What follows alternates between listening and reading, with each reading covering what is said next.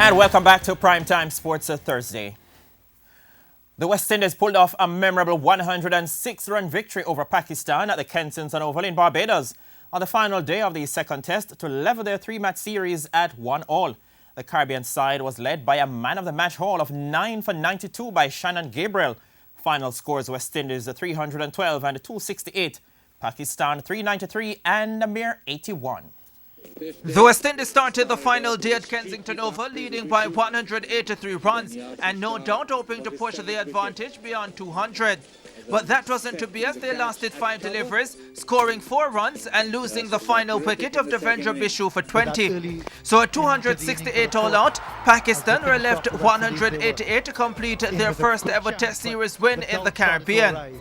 But the West Indies bowlers had other ideas. It was like the great days of old, as the fast bowlers utilized the deteriorating surface to perfection. By lunch, Pakistan had slumped to 35 for 5, including the 2 key wickets of Yunis Khan, third man out for 5, and Captain Misbah-ul-Haq given out on review for a duck.